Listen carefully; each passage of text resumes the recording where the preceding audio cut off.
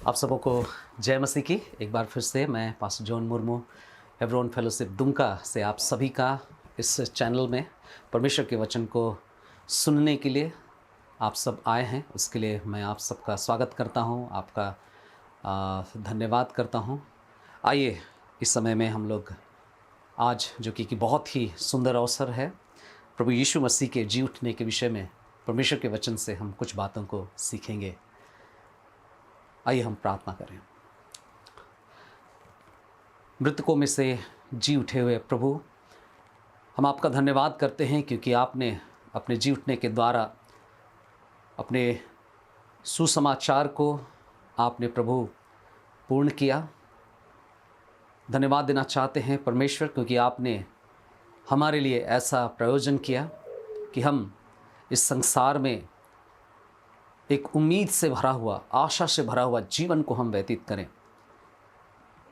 प्रभु, आपने हमारे उद्धार के लिए जो उपाय किया, प्रभु यीशु मसीह में जो उपाय हमें मिला, हम उसके लिए धन्यवाद देना चाहते हैं। आज जबकि पूरा संसार ईस्टर को सेलिब्रेट करता है, हम भी आपके उस जी उठने के उस क्षण को याद करना चाहते हैं।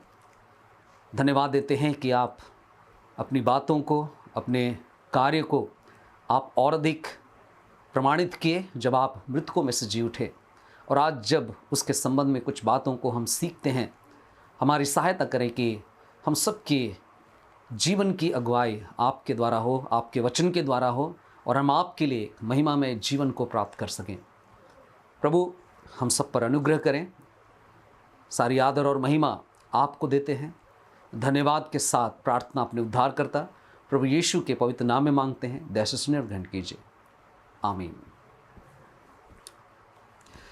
जैसा कि हमने प्रार्थना में भी कहा, और हम सब अक्सर ईस्टर संडे, जो कि रिजरेक्शन संडे भी कहते हैं इसको, और हम पूरे संसार में, पूरे विश्व में इस घटना को सेलिब्रेट करते हुए जो मसीही समाज है उसके बीच में हम देखते हैं कि कैसे लोग इसका प्रचार प्रसार करते हैं और इसके संबंध में अपने जीवन को प्रभु के हाथों में सौंपते हैं, परमेश्वर का धन्यवाद करते हैं।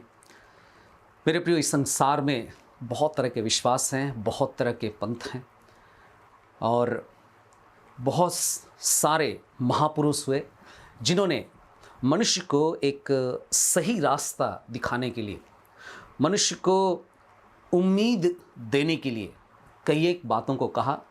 और इसमें कोई संदेह नहीं है कि उन्होंने जो बातें कही वो मनुष्य के जीवन के लिए उपयोगी नहीं थी, ऐसी बात नहीं है, बल्कि बहुत तरह की बातों को सिखाया। लेकिन जो बात हम प्रभु यीशु मसीह में पाते हैं, प्रभु यीशु मसीह केवल महापुरुष हैं ऐसी बात नहीं, लेकिन वो ऐसे महान ईश्वर हैं, ऐसे महान परमेश्वर हैं। उनकी बातें जिस तरह से सत्यापित होती हैं, अगर यीशु मरकर नहीं जी उठता तो कलीसिया चर्च का अस्तित्व इस संसार में होना व्यर्थ होता, विश्वासियों का इस संसार में रहना बेकार होता। और क्योंकि यीशु मसीह मुर्दों में से जी उठे हैं, इसलिए आज कलीसिया है, उसके सुसमाचार का प्रचार होता है, लोग अपने पापों से मन फिराते हैं। एक ऐसा समय है ये जहाँ पर जो परिवर्तन देने की प्रतिज्ञा किए थे प्रभु यीशु मसीह, जिन बातों की उसने दावा किया था उसको उसने करके दिखाया। आज जिस भाग को हम लोग देखने वाले हैं वो हमें मिलता है यूहन्ना रचित सुसमाचार, उसके 20 अध्याय और उसके 1 पद से लेकर के 18 पद के बीच में हम कुछ बातों को देखना चाहेंगे। और मैं आपके लिए पढ़ना चाहूँगा सबसे पहले 1 पद से लेकर के 11 पद तक, और उसी में से कुछ बातों को हम देखेंगे, और फिर क्रम से उसके बाद की बातों को 18 पद तक हम प्रयास करेंगे कि आज के इस अध्ययन में, जो कि प्रभु यीशु मसीह के जी उठने का जो अवसर है उससे संबंधित जो सीख यहाँ से हम पा सकते हैं, हम उसे समझने का प्रयास करेंगे। मैं आपके लिए पढ़ना चाहता हूँ यूहन्ना रचित सुसमाचार उसका अध्याय 20 और उसके 1 पद से लेकर के 11 वचन तक। यहाँ इस प्रकार लिखा है, सप्ताह के पहले दिन मरियम मगदलिनी बड़े सवेरे, जबकि अभी अंधेरा ही था, कब्र पर आई तो उसने पत्थर को कब्र से हटा हुआ देखा। अतः वह दौड़कर शमौन पतरस और दूसरे चेले के पास, जिससे यीशु प्रेम रखता था, गई और उनसे कहने लगी, वे प्रभु को कब्र में से उठा ले गए हैं और हमें नहीं मालूम कि उन्होंने उसे कहाँ रख दिया है। तब पतरस और दूसरा चेला निकलकर कब्र की ओर चल पड़े। वे दोनों साथ साथ दौड़ रहे थे, परंतु वह दूसरा चेला पतरस से तेज दौड़कर कब्र पर पहले पहुंचा। उसने झुककर भीतर झांका और कफन को अलग पड़ा देखा, पर वह अंदर न गया।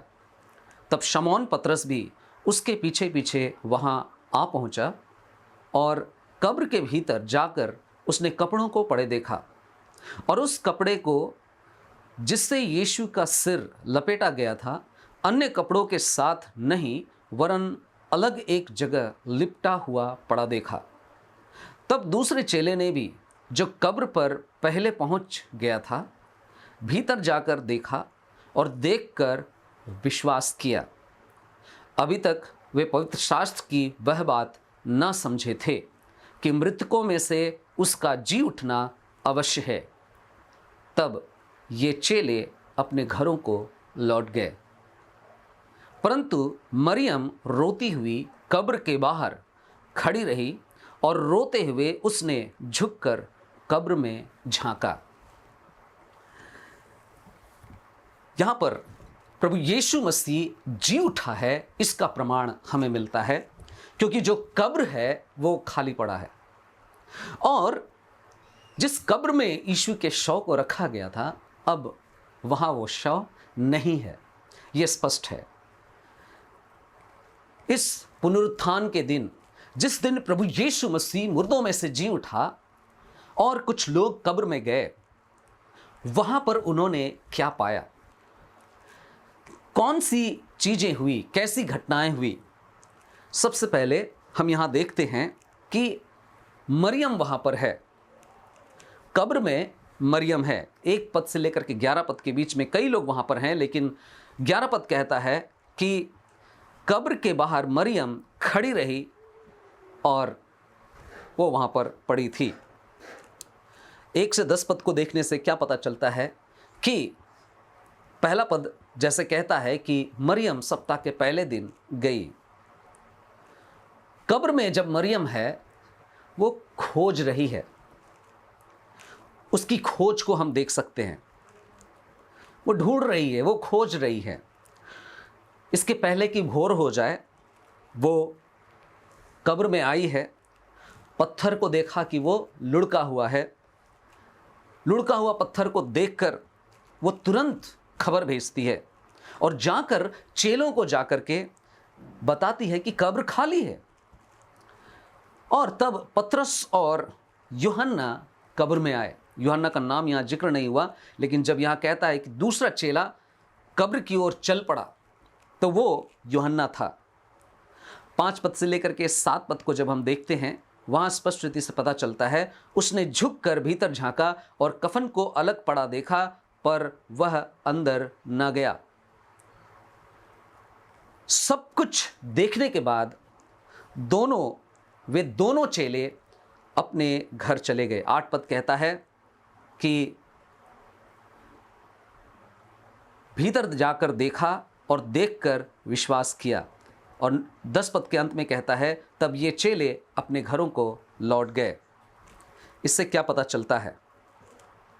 वो कपड़ा अब भी शव से लिपटा हुआ जैसा दिखता है। शायद सब कुछ वहां जो माहौल है बड़ा ही शांतिपूर्ण है, बड़ा शांतिपूर्ण परिस्थिति है। ऐसा लगा कि कुछ खास हुआ नहीं है, और जो कुछ वे देखते हैं देखकर लौट जाते हैं। मरियम को भी समझ में नहीं आता है, वो वहीं रहती है, और वचन कहता है कि और रोते हुए उसने झुककर कब्र में झांका। वहीं पर है, उसकी भक्ति देखी जा सकती है। यहाँ पर 11 पद को पढ़ने से पता चलता है उसकी भक्ति दिखाई देती है। पतरस और यूहन्ना तो चले गए, लेकिन मरियम रुकी रही कि वो रोए, वहां पर शोक मनाए। क्यों? क्योंकि वो प्रभु को खो चुकी है, प्रभु को खोई थी, इसलिए वो रोती है। क्योंकि उसने प्रभु यीशु मसीह के द्वारा जीवन को प्राप्त की थी। जब हम मरकुस उसका 16 अध्याय और उसके 9 पद को देखते हैं तो वहाँ लिखा है, जी उठने के पश्चात सप्ताह के पहले दिन बहुत सवेरे ही वह सबसे पहले मरियम मगदलिनी को, जिसमें से उसने 7 दुष्टात्माएं निकाली थी, दिखाई दिया। कहने का मतलब मरियम जो है अपने जीवन में प्रभु यीशु मसीह के द्वारा छुटकारा पाया था, जीवन को प्राप्त की थी, और इसीलिए वो अपनी भक्ति में वहाँ पर रुकी हुई है और अपनी भक्ति को दिखा रही है। यहाँ पर हम एक ऐसे जीवन के चरित्र को यहाँ देख सकते हैं, या मरियम का ये जीवन हमें इस ओर इशारा करता है, प्रत्येक व्यक्ति जिसने छुटकारा को पाया है, वो जो प्रभु यीशु मसीह से प्रेम करता है, वो प्रभु के लिए रुकता है। यदि प्रभु आपके जीवन में अद्भुत कार्य को किया है तो आप निश्चित रूप में अपनी भक्ति को उसके लिए प्रकट करेंगे। हम सबकी ये इच्छा होती है कि हम अपने प्रेम को उसके लिए प्रकट करें। मरियम एक बड़ा ही सुंदर उदाहरण है ऐसे लोगों के लिए जो प्रभु से प्रेम करते हैं और अपनी भक्ति को दिखाना चाहते हैं। क्या आप और मैं आज प्रभु से उसी तरह का प्रेम करते हैं? क्योंकि प्रभु ने हमारे जीवन में कार्य किया, इसलिए क्या हम अपनी भक्ति को उसे दिखाना चाहते हैं? आज आपकी भक्ति क्या है? What is your devotion? लेकिन 11 पद में एक और बात भी पता चलता है। मरियम जो कब्र में है, एक और बात पता चलता है कि मरियम को कुछ दिख नहीं रहा है। मरियम झांकती है, मरियम रोती हुई कब्र के बाहर खड़ी रही और रोते हुए उसने झुककर कब्र में झांका। मरियम की आंखें भौतिक प्रमाण पर लगी थी कि उसको दिखाई दे रहा है कि कब्र खुला हुआ है, लेकिन वो आत्मिक जवाब को लेने से इनकार कर रही है कि वो कब्र जो है खुला हुआ तो है, लेकिन वो कब्र खाली है। इस बात से वो बिल्कुल भी विश्वास करने लायक नहीं है। उसे लग रहा है कि कोई उसको चुरा ले गया है, कोई उसको वहां से हटा दिया है। मेरे प्रियो, ये एक ऐसी बात है जो ध्यान देने योग्य बात है। कभी कभी मनुष्य की जो आंखें हैं, मरियम की आंखों की तरह होती है, जो भौतिक प्रमाण पर लगी रहती है, लेकिन यीशु मसीह ने जो कहा था और वो हो चुका है, इस बात पर नहीं टिकती। कब्र खाली है, इसको वो मानने के लिए तैयार नहीं है। हां, कब्र खुला हुआ है, ये इस बात का इशारा करता है कि वो जी उठा है।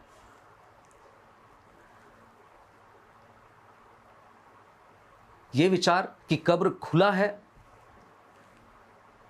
उसकी आंखें भौतिक प्रमाण को ढूंढ रही थी, यह विचार उसे महान सच्चाई की ओर नहीं ले जा पाई। महान सच्चाई यह था कि तीसरे दिन यीशु मसीह मुर्दों में से जी उठा था, वो मृतकों में से जी उठा है।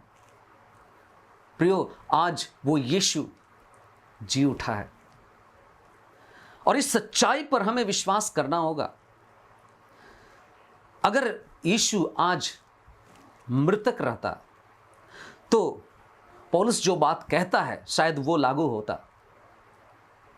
पौलुस भी विश्वास करता है कि मृतकों में से यीशु जी उठा है, और इसीलिए वो एक जगह पर इस बात को कहता है कभी कभी कुछ लोग होते हैं जो लोग प्रभु यीशु मसीह से केवल भौतिक प्रमाण को चाहते हैं, लेकिन उसके द्वारा कही गई जो आत्मिक सच्चाई है उस पर विश्वास नहीं करते। पौलुस पहला कुरिन्थियों उसका 15 अध्याय उसके 19 पद में कहता है, यदि केवल हमने इसी जीवन में मसीह पर आशा रखी है तो हमारी दशा सब मनुष्यों से अधिक दयनीय है। हमारी दशा सब मनुष्यों से अधिक दयनीय है। अगर हमने केवल इसी जीवन में मसीह पर आशा रखी है। बहुत सारे आज इस संसार में ऐसे लोग होते हैं, केवल मनुष्य को इस संसार में शारीरिक चंगाई, शारीरिक और भौतिक आवश्यकता केवल उनकी पूर्ति हो जाए, केवल इसी के लिए वे मसीह पर आशा लगाए रहते हैं। और अनंत जीवन है, मृत्यु के बाद एक जीवन है जो अनंत काल तक उसके साथ रहने के लिए है। उस जीवन के प्रति इतने गंभीर नहीं होते या उसको ढूंढते नहीं हैं। कई मसीही विश्वास करते हैं कि यीशु मरा, यीशु मरा, पर उस प्रभु यीशु मसीह के जीवन से जो उनको उत्साह मिलना चाहिए उस उत्साह को नहीं प्राप्त कर पाते। एक मन फिराया हुआ, पाप पर विजय प्राप्त किया हुआ जीवन को नहीं जीते हैं। वे आनंदित नहीं हैं। वे आनंदित नहीं है कि यीशु हमारे पापों के छुटकारे के लिए मरा था, लहू बहाया था, क्रूस की मृत्यु को उसने सहा था और तीसरे दिन मृतकों में से जी उठा था। मरियम को हमने देखा कब्र में। यहां पर कुछ दूत भी थे, संदेशवाहक भी थे, वे भी कब्र में थे। उनके बारे में भी हम जरा देखते हैं। 12 और 13 पद को देखिए। यूहन्ना 20 अध्याय उसका 12-13 पद, 11 तक हमने पढ़ा है, 12 और 13 पद को देखिए। लिखता है, जहां यीशु का शव रखा हुआ था वहां उसने 2 स्वर्गदूतों को उजले वस्त्र पहने हुए, एक को सिरहाने और दूसरे को पैताने बैठे देखा। और उन्होंने उससे कहा, हे नारी, तू क्यों रो रही है? उसने उससे कहा, इसलिए कि वे मेरे प्रभु को उठा ले गए हैं और मैं नहीं जानती कि उन्होंने उसे कहां रखा है। यहां पर गौर कीजिए, 2 स्वर्गदूत हैं और वे कब्र में हैं। वे मरियम के लिए एक संदेशवाहक की तरह, आपके और हम सब के लिए एक संदेशवाहक, एक प्रमाण देने के लिए वहां पर हैं। वचन के अनुसार समय नहीं है कि उन सारी बातों को देखें, लेकिन गवाही देने के लिए 2 लोगों की आवश्यकता होती है। जब 2 लोगों के सहमति से, जब 2 लोगों के समक्ष किसी बात को प्रमाणित किया जाता है तो वो प्रमाण हो जाता है। परमेश्वर की ओर से ये दोनों गवाही देने के लिए आए हैं। एक ऐसे संदेश को जो कि सच्चा है, जो कि सिद्ध संदेश है, एक सिद्ध संदेश की निश्चयता के लिए ये दोनों आए हुए हैं। मत्ती रचित सुसमाचार उसके 28 अध्याय और उसके 5 और 6 पद को जब हम पढ़ते हैं, मत्ती रचित सुसमाचार 28 अध्याय और उसका 5 और 6 पद, जहाँ लिखता है, स्वर्गदूत ने स्त्रियों से कहा, डरो मत, क्योंकि मैं जानता हूं कि तुम यीशु को जिसे क्रूस पर चढ़ाया गया था ढूंढ रही हो। वह यहाँ नहीं है, क्योंकि वह अपने कहने के अनुसार जी उठा है। आओ उस जगह को देखो जहां वह पड़ा हुआ था। 5 और 6 पद जो मत्ती रचित सुसमाचार के 28 अध्याय में हम पाते हैं, ये सिद्ध संदेश था। सारे प्रमाण दिए जा रहे हैं। अगर हम इन संदेशवाहकों की परिस्थिति को देखेंगे तो यहां लिखा है कि वे बैठे थे, वे बैठे हुए स्थिति में थे। वचन कहता है कि बैठे देखा। क्या दर्शाता है? एक सच्ची शांति। यदि प्रभु यीशु मसीह का शव, जैसा कि मरियम कह रही है, खो गया था या कोई उठा करके ले गया, तो ये स्वर्गदूत जो कि परमेश्वर की ओर से भेजे गए थे, ये ढूंढते हुए पाए जाते, व्यस्त रहते, खोजते हुए पाए जाते। लेकिन ऐसा नहीं था, सब कुछ ठीक ठाक था और इसलिए ये बड़े ही शांतिपूर्ण दशा में यहां पर है, बैठे हुए हैं। ना केवल इतना, यहां पर आप देख सकते हैं एक सुंदर सा चित्र हमें दिखाई देता है विश्राम का। एक ऐसे विश्राम का जो कि परफेक्ट है, जो कि सिद्ध विश्राम है। स्वर्गदूत क्या बताना चाहते हैं? ये बताना चाहते हैं कि सब कुछ पूरा हो गया है, अब हम आराम कर सकते हैं। स्वर्गदूत भी अब आराम कर सकते हैं। अब स्वर्गदूतों को हर बार मैसेज को पहुंचाने के लिए अलग अलग लोगों के पास जाने की जरूरत नहीं है, उन्हें व्यस्त रहने की जरूरत नहीं है। अब आराम करने का अवसर आ गया है। मेरे प्रियो, एक खोए हुए आत्मा के लिए यह क्या ही सुंदर संदेश है, क्या ही अद्भुत संदेश है। अगर प्रभु यीशु मसीह के संदेश को आप सुनते हैं, प्रभु यीशु मसीह के जी उठने के संदेश को आप सुनते हैं, आप आराम कर सकते हैं, क्योंकि आपने सही प्रभु पर आपने विश्वास किया है। अब आप शांति और विश्राम को प्राप्त कर सकते हैं। ना केवल इतना, 13 पद के अनुसार जो हम पढ़ते हैं, हमें पता चलता है कि इन स्वर्गदूतों की योजना थी। और वो क्या योजना थी? ये स्वर्गदूत मरियम के मन में हलचल पैदा करना चाहते हैं। इस समय में मरियम के सिर पर, मरियम के दिमाग में एक ज्योति चमकनी चाहिए थी, क्योंकि कब्र खुला हुआ है और खाली पड़ा हुआ है। और इसलिए ये कहते हैं, क्या तुम्हें रोना चाहिए? यहां पर जिस तरह की बात हो रही है, तू क्यों रो रही है? क्या ये खाली कब्र तुम्हारे लिए आनंद की बात नहीं है? मेरे प्रियो, आज भी कई लोग मरियम की तरह खाली कब्र के संदेश को सुनने के बाद भी साल दर साल सुनते रहते हैं। उसके बाद भी कई लोग मरियम की तरह ही जी रहे हैं। क्यों? क्योंकि वे रूप को देखकर जीने की कोशिश कर रहे हैं। वे रूप को देखकर जीवन बिताना चाहते हैं, न कि विश्वास से। आइए हम रूप को देखकर नहीं, बल्कि विश्वास से जिए। रूप को देख करके क्या मतलब है? अगर प्रभु हमारे लिए ये करेगा तो हम प्रभु पर विश्वास करेंगे। अगर हमें अमुक अमुक चीजें जो भौतिक रूप से हमें मिलनी चाहिए, ये मिल जाएंगी, हमारे जीवन में ये सफलता मिल जाएगा, तब अपना जीवन प्रभु को देंगे। मेरे प्रियो, आइए हम रूप को देखकर नहीं, बल्कि विश्वास से उसके पीछे चले। ना केवल इतना, लेकिन इस कब्र के पास मसीहा भी है। हमने मरियम को देखा, स्वर्गदूत को देखा। इस कब्र के पास जिस दिन यीशु जी उठा, यीशु ने स्वयं कब्र के पास भी अपने आप को प्रकट किया। 14 से लेकर के 17 पद में लिखा है, यह कहकर, यूहन्ना 20 का 14 से 17, यह कहकर जब वह मुड़ी तो यीशु को वहां खड़े देखा और न पहचाना कि यह यीशु है। यूहन्ना लेखक है और वो इसलिए वो नाम को बता रहा है, लेकिन मरियम को अब तक नहीं पता है कि यह यीशु है। न पहचाना कि वह यह यीशु है। यीशु ने उससे कहा, हे नारी, तू क्यों रो रही है? तू किसे ढूंढ रही है? उसने उसे माली समझकर उससे कहा, महोदय, यदि तू उसे कहीं उठा ले गया है तो मुझे बता कि तूने उसे कहां रखा है और मैं उसे ले जाऊंगी। यीशु ने उससे कहा, मरियम। उसने मुड़कर इब्रानी में कहा, रब्बुनी, जिसका अर्थ है गुरु। यीशु ने उससे कहा, मुझे मत छू, क्योंकि मैं अब तक पिता के पास ऊपर नहीं गया हूं, परंतु मेरे भाइयों के पास जा और उनसे कह, मैं अपने पिता और तुम्हारे पिता और अपने परमेश्वर और तुम्हारे परमेश्वर के पास ऊपर जाता हूं। यहां पर बड़ी इंटरेस्टिंग बात है, मरियम बिल्कुल भी गलत फहमी में है, कंफ्यूज्ड है। 14 पद के अनुसार वह प्रभु यीशु मसीह को अपने बगल में, अपने साथ में उसको खड़ी हुई देखती है, लेकिन नहीं पहचानी कि यही यीशु है। नहीं समझ सकी और लगातार रो रही थी। तब प्रभु यीशु मसीह ने उसको सामना कराया।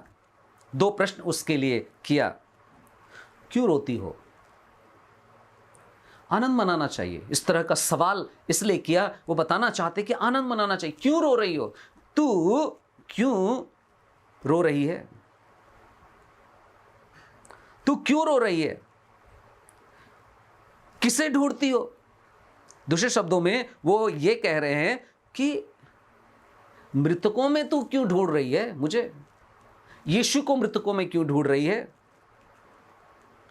जीवित को मृतकों में क्यों ढूंढती हो?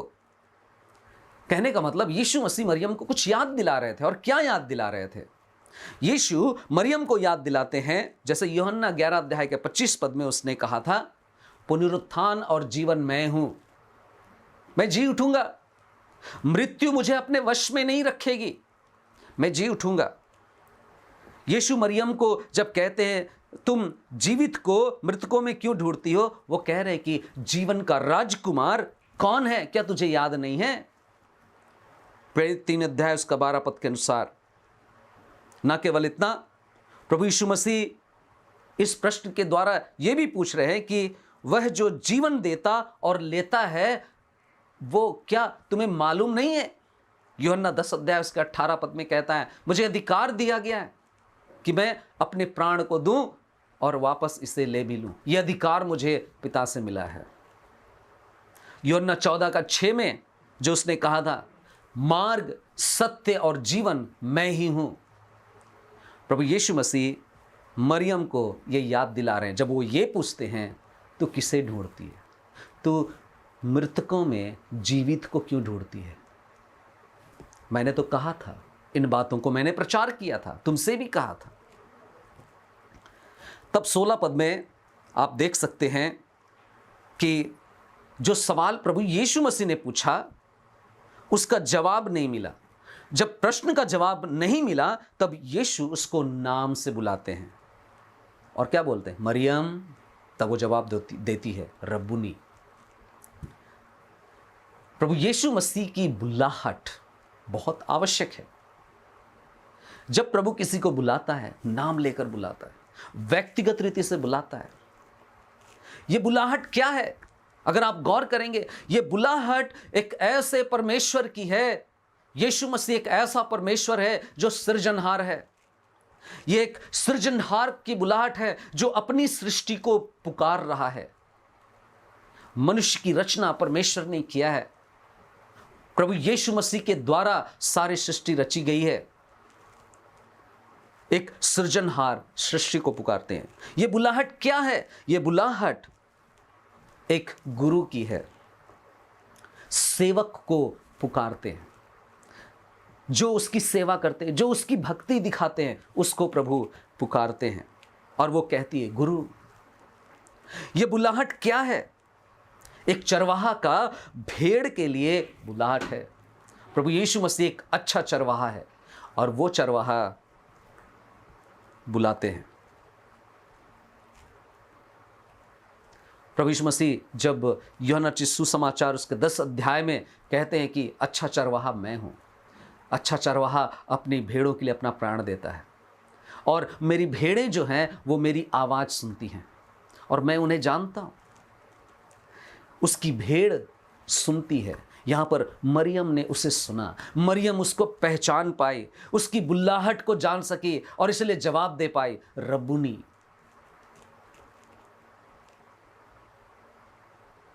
मरियम अब उसे गुरु कहकर पुकारती है।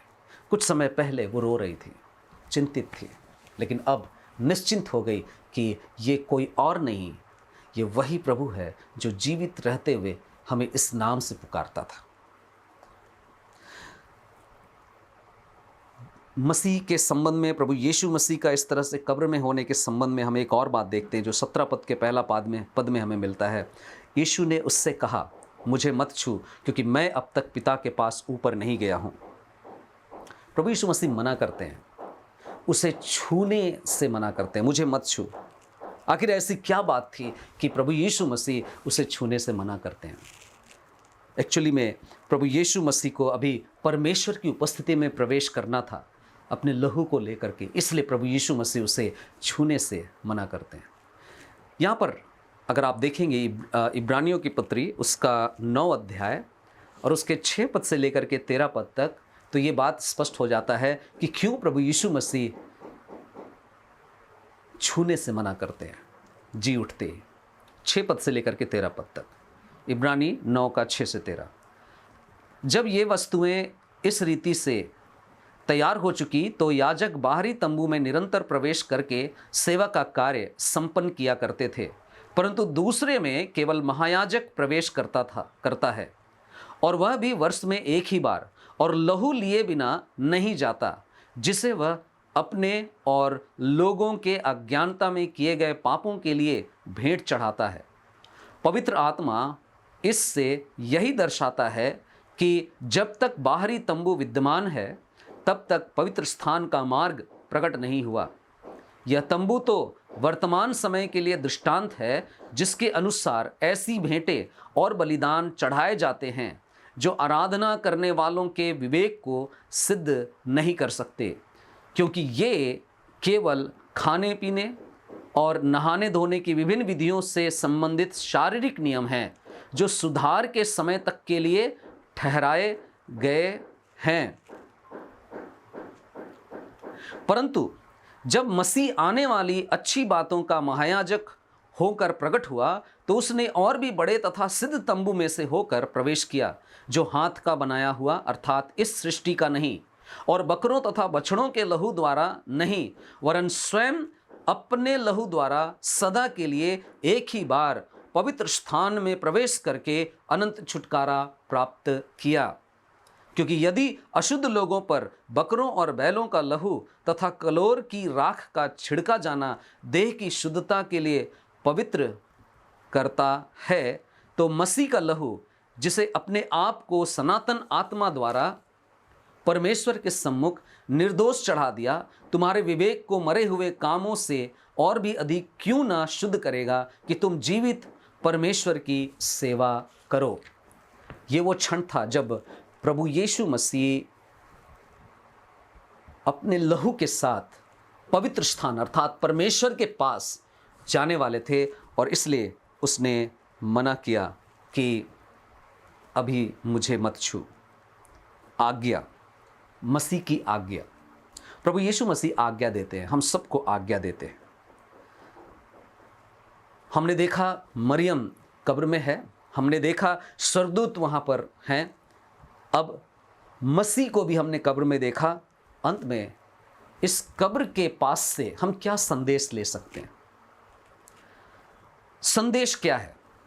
17 पद का अंतिम हिस्सा और 18 पद, जहाँ लिखा है, मैं अपने पिता और तुम्हारे पिता और अपने परमेश्वर और तुम्हारे परमेश्वर के पास ऊपर जाता हूँ। मरियम मगदलिनी जाकर चेलों को बताने लगी, मैंने प्रभु को देखा है कि उसने मुझसे ये बातें कही थीं। यहाँ पर अगर हम गौर करें, कुछ बातों को हम देखते हैं, मेरे ख्याल से ये एक ऐसा संदेश था जो असामान्य था, एक ऐसा संदेश जो कि सामान्य नहीं था। यह ऐसा संदेश जो कि प्रतिदिन सुना जाए ऐसा नहीं था। यह ऐसी खबर थी जो जिंदगी में, पूरे इतिहास में एक ही दिन घटित हुआ एक असामान्य संदेश था। और यह एक ऐसा संदेश था जो कभी बदलने वाला संदेश नहीं था, एक अपरिवर्तनीय संदेश था। मालूम है, 3 बातें कभी नहीं बदलेंगी। पहली बात कि यीशु जिंदा हो गया है, यीशु अब जिंदा है, अब यीशु कभी मर नहीं सकता। मेरे प्रियो, आप जितने लोग प्रभु यीशु मसीह पर विश्वास करते हैं, आप इस बात को हमेशा याद रखिए कि आपने एक सच्चे विश्वास पर आपने भरोसा किया है। प्रकाशित वाक्य उसका 1 अध्याय और उसके 8 पद को जब हम पढ़ते हैं, प्रकाशित वाक्य 1 अध्याय और उसका 8 पद, जहाँ लिखा है, प्रभु परमेश्वर जो है, जो था, जो आने वाला है और जो सर्वशक्तिमान है, ये कहता है, मैं ही अल्फा और ओमेगा हूं। यीशु जिंदा है। दूसरी बात जो कभी नहीं बदलने वाली बात है, और वो है, प्रभु यीशु मसीह ने ये बात कहा और आज भी आपसे और मुझसे कहते हैं कि हम जो उस पर विश्वास करते हैं, हम आएं, देखें और उसको लोगों को बताएं। हमें बताने की आज्ञा दी गई है। मैसेंजर जो आए वो यही काम किए, जाओ बताओ। और मरियम बताने लगी, चेलों को बताने लगी, मैंने प्रभु को देखा है। मेरे प्रियो, आज मसीही लोग, कलीसिया, चर्च इसीलिए शांत नहीं रहती है। वो आज इस बात को बताने में बढ़ती रहती है, चाहे सताव हो, चाहे तकलीफ हो, चाहे पीड़ा हो, चाहे चर्च में किसी प्रकार का प्रताड़ित किए जाए, लोगों को प्रताड़ना का सामना करना पड़े, फिर भी वो बताते हैं, क्योंकि सच्चाई यही है कि यीशु मसीह जगत का उद्धार करता, जो पापियों के लिए, आपके और मेरे लिए बलिदान हुआ था, वो मुर्दों में से जी उठा है और आज वो जिंदा है। He is alive. हमें बताने की आज्ञा दी गई है और इसलिए हम बताते हैं। और इसलिए आप कभी कभी शायद सुनते हैं कि यीशु के बारे में वो लोग प्रचार कर रहे थे। हां, यीशु आपके जीवन को बदलता है। यीशु उन लोगों के जीवन को भी बदलना चाहता है जो लोग पाप में, अधर्म में, अच्छाई को देखने के बाद भी उस अच्छाई में बुराई को ढूंढते हैं और बुराई के बारे में बात करते हैं। मेरे प्रियो, यीशु जिंदा है, वो आपको शांति देना चाहता है। तीसरी बात जो कभी नहीं बदलेगी, ये प्रचार जो होता रहेगा, लगातार होता रहेगा, वो कभी नहीं बदलेगा। तीसरी बात, जो भी व्यक्ति इस संदेश पर विश्वास करेगा, प्रभु यीशु मसीह के द्वारा वो जीवन को प्राप्त करेगा। वो छुड़ाया जाएगा हर तरह के अधर्म से, हर तरह के बंधन से, हर तरह के मानसिक तनाव से, हर तरह की चिंता से वो मुक्त किया जाएगा और जय जयकार करते हुए वो जयवंत जीवन को प्राप्त करेगा। कठिन से कठिन परिस्थिति में भी, बहुत भयंकर परिस्थिति में भी वो उम्मीद के साथ इस पृथ्वी पर के जीवन को जी सकेगा। इस बात की गारंटी यहां पर मिलती है, क्योंकि यीशु से बचाएगा, वो उद्धार प्राप्त कर लेगा, अनंत काल तक प्रभु के साथ रहेगा, स्वर्ग को साक्षात वो अनुभव कर पाएगा, उसे नया जन्म मिल जाएगा। मेरे प्रियो, आज वो यहां नहीं है। आज वो यहां नहीं है, वो कब्र में नहीं है। क्यों? क्योंकि वो जी उठा है, वो जी उठा प्रभु है। क्या आप उसे जानते हैं? मैंने उसे जाना है और मेरी विनती है, मेरी कामना है कि आप जितने इस संदेश को सुन रहे हैं, आप भी उसे जान लें, क्योंकि वही एकमात्र है जो आपके जीवन में शांति और आनंद ला सकता है। वही एकमात्र प्रभु है जो आपको, आपके किसी भी प्रकार के पाप आप क्यों ना किए हो, उस पाप से छुटकारा देने की गारंटी लेता है, छुटकारा देता है। अगर वो मृतकों में से नहीं जी उठता तो आज हमारी प्रार्थना नहीं सुनता। वो यीशु जिंदा है और इसलिए आज आपके हर प्रकार की समस्याओं का समाधान वो कर सकता है और इसीलिए करता है। और आज इसीलिए यीशु के नाम में बीमार ठीक हो जाते हैं, परेशानियां दूर होती हैं। जहां पर डॉक्टर्स जवाब दे देते हैं, वहां पर प्रार्थना, यीशु उनको ऐसी चंगाई देते हैं जो बताते हैं कि वो सचमुच में आज जीवित हैं। यदि आप उद्धार पाए हुए मसीही हैं तो जो आपने देखा है वो आपको बताने की जिम्मेदारी दी गई है। शांत ना रहें, आप लोगों को जरूर बताएं। क्या आप अपने चारों ओर बताते हैं?